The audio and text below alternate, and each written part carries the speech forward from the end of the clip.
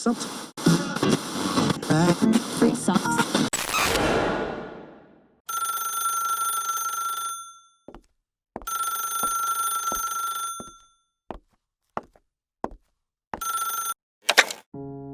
Coba kamu yang opening.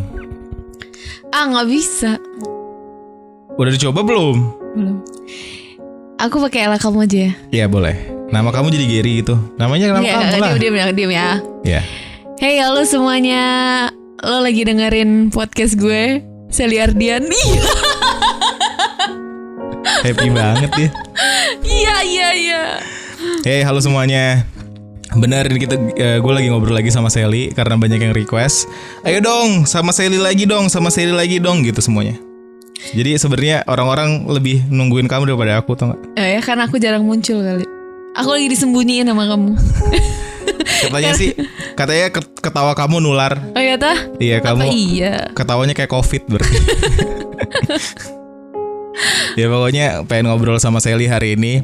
Dan bahasannya menurutku sih hari ini bagus juga karena aku cerita ya, awalnya triggernya gara-gara DM Instagram gitu, ada salah satu followers aku ngomong nanya menurut lo mendengarkan yang baik itu seperti apa. Terus aku awalnya sempat yang kayak menarik juga gitu pertanyaannya gitu. Selama ini belum ada yang pernah nanya hal serupa gitu. Mendengarkan yang baik itu seperti apa. Karena aku pernah dengar emang hearing sama listening itu beda gitu. Cuman aku sendiri belum pernah yang beneran observasi gitu sebenarnya mendengarkan yang baik itu seperti apa. Meskipun selama ini aku rasa aku udah jadi pendengar yang baik. Menurut kamu gimana? Aku pendengar yang baik gak sih? Baik. Serius? Iya serius. Jadi waktu itu gara-gara DM aku mikir sebentar apa aja yang selama ini aku lakuin sebenarnya. Terus aku jawab ke dia gitu. Aku rasa jawabannya cukup memuaskan buat dia. Tapi kemudian besoknya dia nge-share gitu ke aku yang dia dapat soal deep listening dari sumber lain gitu, terus sharing ke aku. Ini ada namanya deep listening. Terus pas aku baca apa yang dia kirim, ya jawaban aku kemarin itu intisarinya. Cuman karena dia dari artikel dijabarin semuanya gitu, apa sih sebenarnya deep listening gitu. Makanya kita hari ini mau ngebahas itu. Menurut aku sangat penting adanya deep listening ini dalam hubungan. Dan kalau misalnya belum pernah denger ini, sayang banget kalau nggak tahu deh pokoknya, karena ternyata impactnya jadi gede. Tadi kan aku udah cerita soal dosen aku yang kemarin. Oke. Gua temuin gitu mau bimbingan, guys. Terus mungkin dia have a bad day atau gimana gitu. Terus jadinya agak bukan marah. Ya dia lagi bad mood lah ibaratnya gitu. Lagi bad mood. Oke, lagi bad mood. Dia bilang dia bilang, "Iya, saya tahu.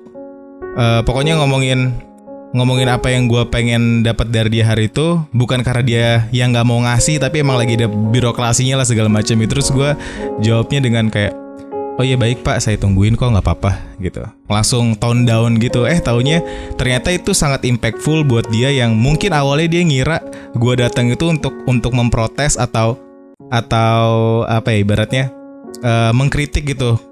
Ini kok belum selesai juga gitu. Ternyata setelah gue ngomong gitu dia jadi ikutan tone down gitu, kayak dia jadi ikutan oh iya. Terus dia malah ngomong, "Oh Gary kamu gemukan sekarang," gitu. Malah jadi baik gitu. Ternyata secara tidak sadar apa yang aku lakuin itu ada di deep listening ini. Selama ini belum pernah bahas juga sama Sally, jadi makanya sekarang sekalian kita belajar bareng juga sama Sally gitu. Oke, karena emang harus dipelajarin sih. Karena jujur aku juga kayak masih abu-abu gitu kan. Kadang aku bisa nggak menjadi pendengar yang baik? Ya, kamu pendengar yang baik kalau nggak lagi PMS. Oke. Kadang enggak. Sebenarnya kalau misalnya nggak tahu ya, kan kita juga didikannya beda gitu. Maksudnya kadang kan aku ngelihatnya ini bukan karena kamu yang pengen ibaratnya ngasih kontra sama apa yang aku omongin, tapi mungkin kamunya lagi looping atau nggak tahu ya. Aku ngerasa emang karena didikan kita beda kan. the inner child kita yang ngebuat kita jadi ngerasa kayak nggak mau disalahkan. Padahal aku tahu sebenarnya bukan itu maksudnya. Kamu lagi ada di kayak lagi di momen yang biasanya kamu kalau misalnya sama orang lain atau mungkin di keluarga kamu mengeluarkan jawaban itu gitu. Model-model seperti itu. Paham kan maksudnya? Kadang orang itu nggak bisa ngebedain atau nggak bisa mengeluarkan respon ketika ada orang lagi bicara gitu. Maksudnya gimana tuh? Kita cerita tapi kita tuh nggak tahu apa yang harus kita treat gitu loh. Dia cerita tapi kita cuma ngedengerin aja. Yang penting kita respon, yang penting kita oh iya lu kenapa, oh iya maaf semangat ya gitu. Padahal itu nggak yang kita butuh. Jadi kita harus belajar sih untuk gimana nge-treat orang yang sedang cerita, biar dia tuh nyampe apa yang dia pengen gitu. Nah dari art of deep listening ini yang paling aku suka, kalau kita ngedengerin seseorang itu nggak cuma pakai telinga aja ternyata guys, kita dengerin juga harus pakai hati gitu loh. Gitu. Jadi kayak makanya ada perbedaan dari apa itu hearing, apa itu listening gitu. Kalau cuma ngedenger doang, ya kita nggak pakai hati buat nerima apa yang masuk ke telinga kita gitu. Tapi kalau misalnya kita beneran pakai hati dengan dengerinnya gitu, jadi beda impactnya. Aku suka banget kata-kata itu, kayak maksudnya nggak cuma pakai telinga doang, kita dengerin harus pakai hati. Itu kayak ada peran lain gitu dari dalam diri kita untuk kayak include gitu, untuk masuk gitu ke dalam apa yang pengen disampaikan sama orang lain waktu dia lagi ngomong sama kita gitu. Jadi setelah aku baca ada 4 prinsip nih Sel dari deep listening itu apa gitu. Jadi yang pertama yang aku juga pengen banget kamu lakuin sesering mungkin sama aku, itu namanya eye contact. Padahal eye contact itu penting banget. Karena itu tanda kehadiran. Kalau ngomong ngelihat mata itu kayak berasa didengarkan itu lebih gitu loh. Tapi apalagi aku laki kan, maksudnya aku lebih kayak nggak bisa multitasking gitu. Kalau misalnya kamu nggak ngelihat mata, kesannya kayak ini kamu tuh lagi dengerin aku atau enggak kayak gitu. The problem is karena kan kadang kayak cewek itu multitasking, jadi kayak bisa sebenarnya kita ngedengerin, nggak maksud untuk nggak ngehargain ya kan. I know. Iya, jadi kayak kadang terkesan tidak eye contact. Walaupun kayak cuma sepersekian detik aku main handphone, abis itu aku ngeliatin lagi, itu kayak yang langsung dilihatin tuh kayak nggak ngeliat ke kamunya gitu ya kan. Iya, makanya ini jadi salah satu prinsip dari cara mendengarkan yang baik, itu namanya eye contact. Terus juga ada kehadiran atau presence gitu, kayak maksudnya kadang nih ya berasa gitu loh kalau misalnya sebenarnya orang itu tuh nggak into the conversation gitu. Maksudnya kayak cuman ya udah sekedar formalitas aja gitu ada di situ. Kadang tau kan, maksudnya ada orangnya nih, ada orangnya tapi rasanya kayak orang itu nggak ada di situ gitu. Makanya kadang cuman sekedar iya itu yang aku maksud tadi di awal. Cuman sekedar respon positif yang nggak ngomong apa-apa juga gitu, tapi mau ngedengerin kita itu udah cukup gitu untuk nandain kalau dia tuh lagi mendengarkan gitu. Karena kadang orang malah kayak ini loh, kita lagi ngeluh sesuatu terus tiba-tiba ada orang, iya lu baru gitu doang, gua dong. Jadi malah dia yang pengen didengerin gitu loh. Kayak enggak, sebenarnya kalau ada orang lagi pengen didengerin ya jangan dipotong sama cerita lu juga gitu. Cerita lu matter, iya perlu didengerin juga, tapi nanti gitu. Maksudnya setelah aku selesai ngomong gitu, maksudnya gitu, kan? Iya, jangan membandingkan masalah yang lagi diceritakan ke masalah kita gitu kan berarti. Iya, karena ya nggak pada tempatnya aja gitu, nggak etis gitu. Tapi kan orang nggak banyak yang ngerti gitu kalau misalnya. Bukan nggak ngerti, mungkin belum peka dan belum tahu. Ya kan? Itu yang perlu kepekaan berarti ya, kepekaan untuk nggak cuma sekedar hadir raganya doang gitu, tapi juga beneran kemauan untuk ngedengerin gitu. Nah, ini yang juga bisa disambungin sama ini loh, soal pola pikir laki-laki, tapi dari sudut pandang cewek waktu itu yang bilang kalau laki-laki itu untuk mencerna sesuatu butuh waktu lebih lama daripada perempuan itu kan. Penelitiannya 7 jam. Penelitiannya cowok butuh seenggaknya 7 jam untuk ngerti cewek ini ada masalah apa di dalam hidupnya hari itu gitu. Terus yang bisa disambungin nih, cowok ngerasa nggak hadir di dalam hubungan yang di dalam percakapan itu karena nggak dikasih waktu gitu loh, nggak dikasih untuk aku pengen ngomong, persiapan siap-siapnya gitu, ngecen kan. siap-siap untuk beneran ada di situ gitu. Aku rasa ini juga bisa jadi cara gitu. Kalau misalnya pengen ngomong serius supaya kita ngerasa lebih didengarkan, kita minta pasangan kita, kayak aku minta kamu untuk aku pengen ngomong, coba kamu dengerin dulu deh sebentar gitu. Iya. Supaya beneran ngerti bahwa kita lagi butuh perhatian penuh waktu itu gitu. Kadang itu nggak pernah ada ya perhatian khusus gitu ya. Kayak apa namanya, selama ini hal-hal macam itu ya udah ngalir gitu aja. Karena kebanyakan tuh orang tuh kalau misalnya kita ngomong nih ya, aku mau ngomong deh sama kamu, itu tuh kayak langsung konteksnya negatif gitu loh. Kayak menuju kayak kenapa nih orang, memang ada apa, kenapa harus ngomong sih? Kalau mau ngomong tinggal ngomong gitu kan.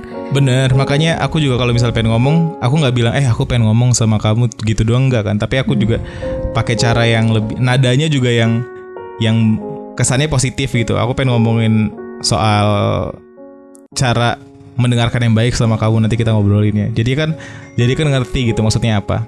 Bukan menerka-nerka juga. Kalau misalnya nggak dijelasin secara langsung, ya orang bakal ngerti, wah nih pasti negatif nih, gue harus nyiapin apa nih buat ngomong sama si pasangan gitu. Terus itu ketiga ya berarti? Kedua deh kayaknya, soalnya. Oh ya kedua. Oh tapi aku udah nyinggung juga non-verbal feedback tadi di sebelumnya. Kayak tadi, ya kayak aku lagi ngomong terus kamu cuman oh ya terus. Oh iya, terus gimana segala macam gitu doang gitu. Udah template answer gitu ya. Bisa dibilang gitu supaya orang jadi semakin semangat gitu ceritanya gitu. Karena kadang nggak kegali gitu loh Sel.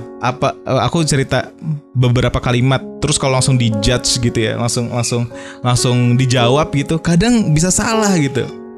Makanya kan ada Anger Iceberg, sorry. Dari ini juga Dr. John M. Gottman nih Sel, nih aku liatin ke kamu ya. Jadi anger itu atau emosi gitu, marah lah gitu ya. Jadi kayak iceberg, kayak sebuah bongkah es gede di lautan gitu yang kelihatan di permukaannya kecil, tapi di dalam lautannya ternyata banyak gitu hal yang menyebabkan dia ngerasain kayak gitu. Kemarin dibahasnya primary dan secondary emotion. Karena dari deep listening ini kita karena pakai hati nih ya, kita nyari nih layer di belakangnya itu tuh sebenarnya dia itu lagi ngerasain apa dan pengen menyampaikan apa ke kita. Jadi kayak kalau misalnya kamu marah, aku nggak fokus sama marahnya kamu, tapi aku cari tahu marahnya kamu ini karena apa gitu. Apakah karena kamu ngerasa terhina atau ngerasa malu atau ngerasa kesepian atau kamu ngerasa apa nih gitu. Ya, atau kamu ngerasa cemburu. Nah itu yang aku cari tahu. Gunanya deep listening, kemudian bertanya-tanya lagi gitu, ngasih feedback untuk mencari tahu yang lebih jauh. Itu gunanya itu. Jadi kita kayak kesannya menggali gitu loh. Sebenarnya informasi yang kita udah dapet ini udah cukup atau belum untuk ngasih respon. Paham kan? Jadi nggak yang paham kan? Mereka nggak ngeliat kamu ngangguk-ngangguk, Sally. Aku terkesima kamu ngomong gitu. Jadi aku oh iya gitu. Iya paham. Iya. Oke, soalnya Sally ngangguk tapi kalian nggak tahu kalau Sally ngangguk ya. Ya jadi gitu. Jadi kesannya kita nggak cuman kita nggak cuman ngedengerin dia marah, tapi kita nyari tahu marahnya dia kenapa gitu. Jadi kita kalau ngasih feedback, kita bukan feedback yang jadi kontra dia gitu, tapi kita jadi justru lebih pengen tahu yang kamu rasain apa gitu, yang kamu pengen sampai ini sebenarnya apa. Jadi misalnya kamu marah, terus kita bisa nanya kayak kamu marah kayak gini tuh sebenarnya penyebabnya apa gitu. Aku nanya, kamu marah kayak gini karena kamu ngerasa cemburu ya atau apa gitu. Jadi aku berusaha mencari tahu gitu loh, di baliknya ini masalahnya ada apa gitu. Nah, kadang kan ada tipe feedback yang sotoy kesannya. Sotoy ya. Maksudnya itu sotoy dan judging nggak sih? Mungkin maksudnya baik, kayak ngasih respon, cuman bikin orang, apalagi tipe aku yang udah menyiapkan kata dari A sampai Z gitu ya, udah teratur banget itu kalau ngomong.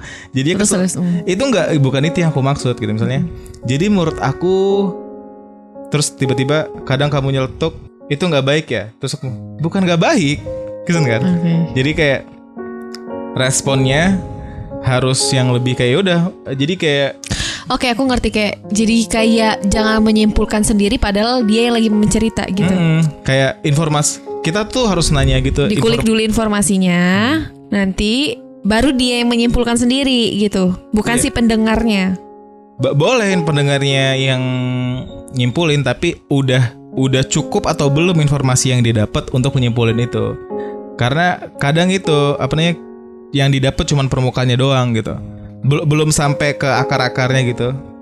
Tapi udah langsung ngasih kesimpulan. Itu yang nggak bagus gitu. Makanya harus ingat kalau misalnya pas ngobrol tiba-tiba ada marah, ingat ada iceberg, ada bongkahan es itu yang perlu kita cari tahu, bukan cuma permukaannya doang, tapi di balik itu secondary emotionnya sebenarnya dia itu lagi kenapa gitu. Itu yang ngebuat seseorang bisa jadi pendengar yang baik gitu. Paham kan maksudnya? Iya paham. Yang terakhir itu connection.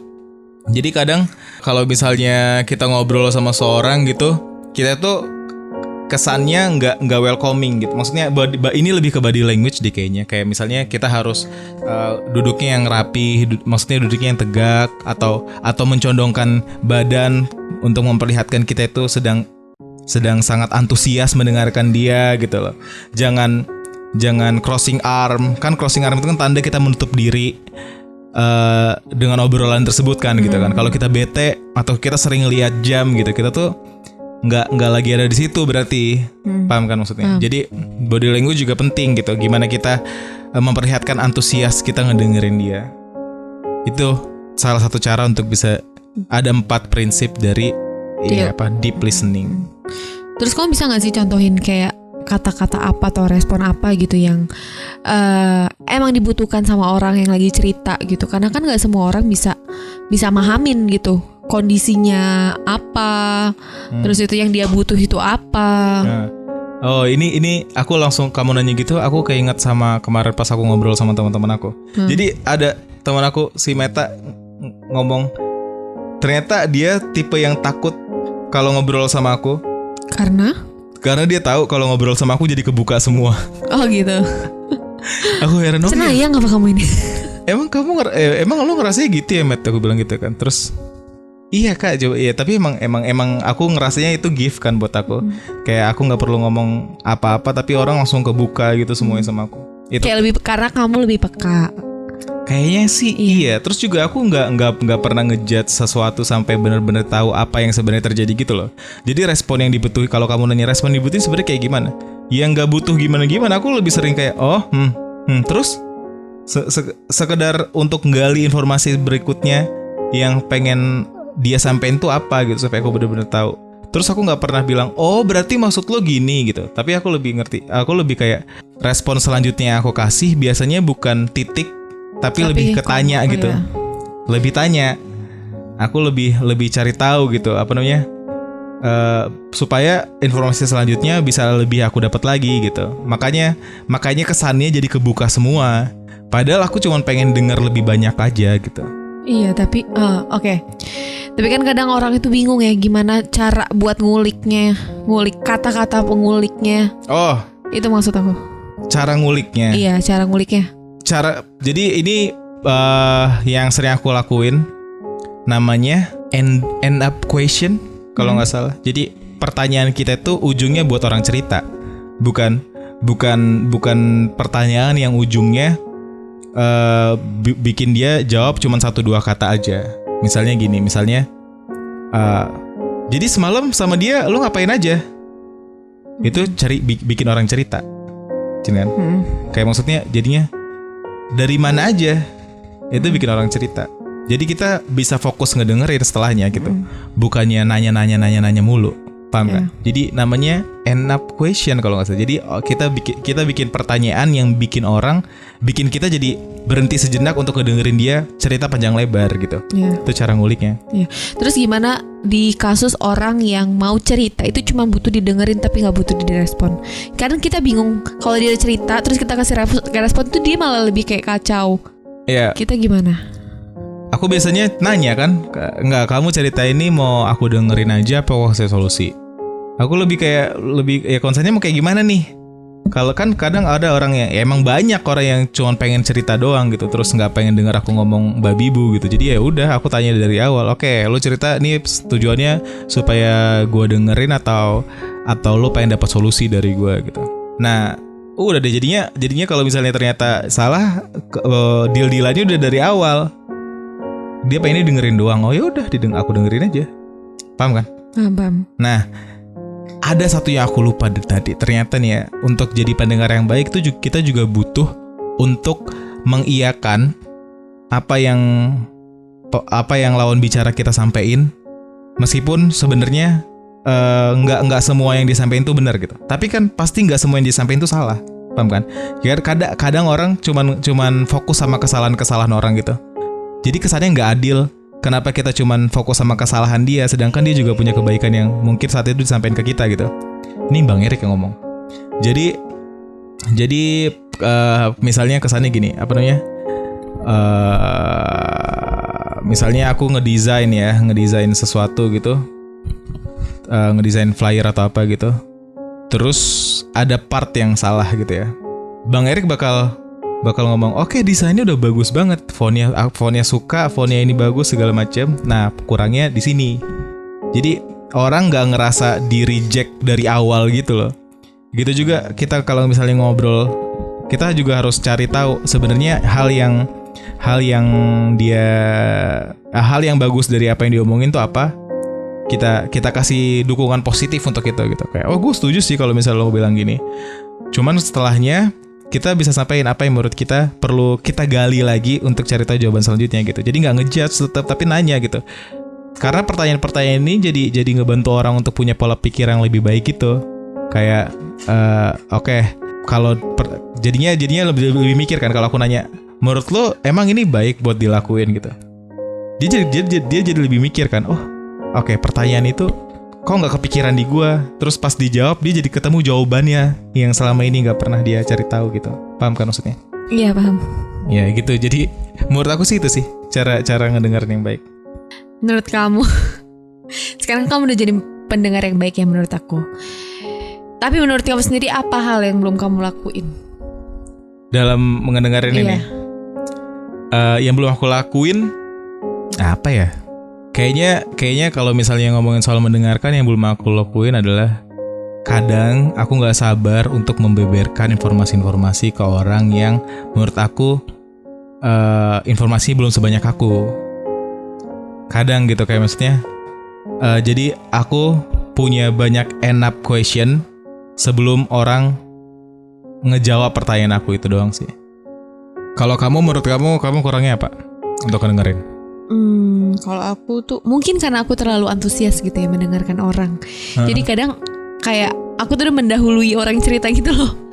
Jadi kayak lebih responnya tuh kayak lebih kayak ya kayak kamu tadi kayak langsung ngejudge atau kayak so tau, jadi lo kayak gini, gitu. Itu juga ada penjelasannya tadi. Jadi katanya otak manusia itu kan kalau ngomong kita bisa ngeluarin 160 kata per menit kalau nggak salah. Terus orang kalau ngedengerin itu 400 kata per menit bisa. Makanya kesannya jadi kayak pengolahan ketika mendengarkan tuh jadi jauh lebih cepat daripada waktu orang ngedengerin. Itulah kenapa kita harus menggali kembali sebenarnya nih orang ngomong apa, karena informasi yang kita dapat belum penuh pasti.